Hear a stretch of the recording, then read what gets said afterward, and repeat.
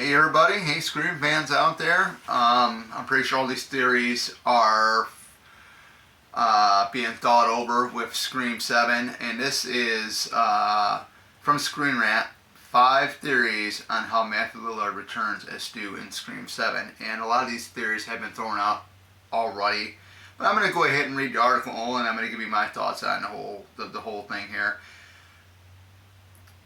Matthew Lillard is officially reprising his role as Stu Macher in Scream 7, and there are a few interesting theories that could explain his return. Despite years of speculation that Lillard could appear in another Scream movie, it's finally happening with the first installment directed by the franchise's original writer, Kevin Williamson. Lillard, however, won't be the only original cast member returning for Scream 7, as well as sequel stars Nev Campbell, Courtney Cox, and the voice of Ghostface Roger L. Jackson. It's clear Scream 7's story is shifting focus because not only is Lillard returning, but Scream 3 Scott Foley is also returning as Roman Bridger in some form. Scream 7 will notably be without stars Melissa Barrett and Jenna Ortega, though half of the core 4 will appear based on Mason Gooding and Jasmine Sawyer Brown's return as Chad and Mindy Meeks Martin. It's unclear what will be in store for Scream 7's characters and how Stu is involved, but we have some ideas to explain his return. The fifth, at the top of the list, a flashback, which everybody is thinking that's what's going to happen. A flashback set around the original Scream. Scream could use de-aging, yeah. I mean, we saw Skeet Ulrich being de-aged as Billy Loomis in 5 and 6, and the de-aging process wasn't that great because he didn't look like what he was back in '96. But whatever works. But Scream 3 notably reconnected the original movie, considering Roman Bridger claimed to be the mastermind behind Maureen Prescott's murder. The death set off the events of Scream after Roman convinced Billy Loomis to carry out the Ghostface killings. Roman also suggested that Billy have a partner to pin the killing on, which was where Stu came in. We don't know if Roman ever came in direct contact with Stu, but a Scream 7 flashback could shed more light on how Stu was recruited. That'd be interesting. I'm all game, no matter what form Stu's in with Scream 7, I'm all for it. Even if Skeet Ulrich doesn't return in Scream 7 as Billy, there can still be a flashback depicting an important moment in Stu's history. Well, it hasn't been really confirmed if Skeet has signed on, but I'm pretty sure he will be. I'm pretty sure on that one. I mean, I heard there was rumors around that he's going to be signed on for Scream 7. Any flashback that occurs around Scream's events would require de-aging, since it's been nearly 30 years since Wes Craven's horror movie released. Even if Skeet Ulrich doesn't return in Scream 7 as Billy, they can still be flashbacks depicting an important moment in Stu's history. With Roman also returning, the flashback theory seems a bit more likely and could provide a bigger connection between Roman and Stu.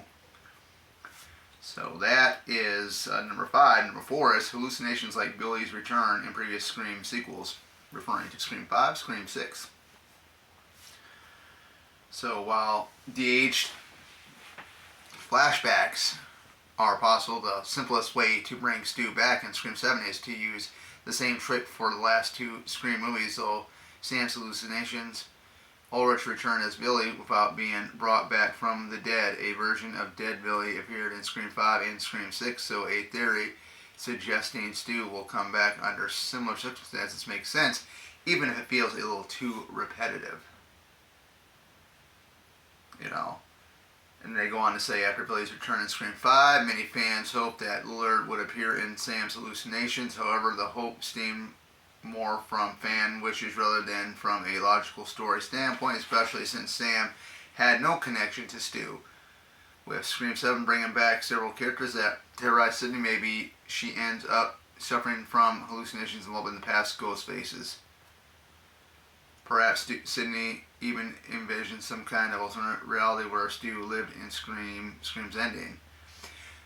Number 3, shocking survival Scream. Now this is what a lot of Stu fans are wanting him to actually be alive.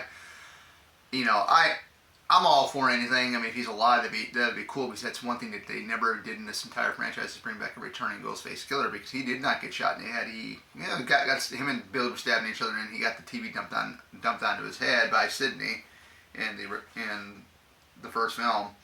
One of the most popular theories surrounding Matthew Lillard's return to the franchise stems from the revival that Stu shockingly survived in Scream.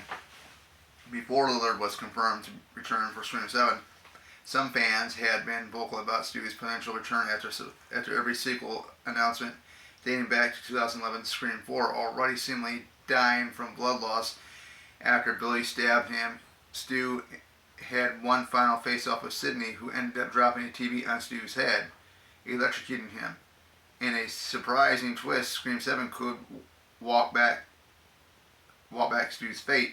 He was originally supposed to be in Scream 3 alive. Then they had to change it due to the events that happened back then. If Stu did live, it makes sense why he would go after Sidney again, but it would be challenging to explain why he waited so long to reveal his survival.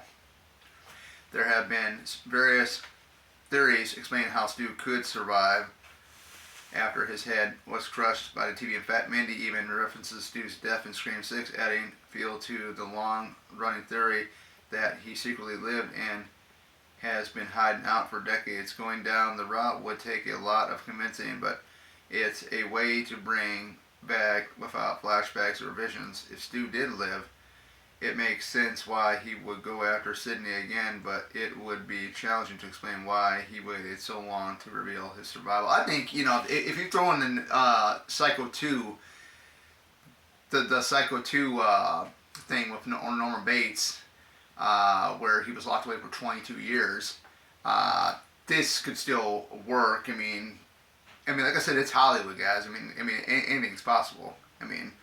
All right, number 2 would be a callback to the original Scream 3 mastermind plan, which he was originally alive, and so on and so on. We won't really talk about that too much. I think everybody kind of knows what that's all about. And they do mention that the incident as to why they had to change the script, so we won't go into that. All right, number 1 would be Stu's return with the help of AI. The Scream franchise is known for a meta approach, whether its unique takes on horror, genre, society, or trends. For example, Scream 4 heavily relied on technology and revealed Jill became Ghostface as part of the plan to become internet famous. If the franchise continues the Tommy trend, Scream 7 could highlight AI as an aspect of next Ghostface. AI would also be a way to feature a version of Lord Stu without saying he survived the first movie.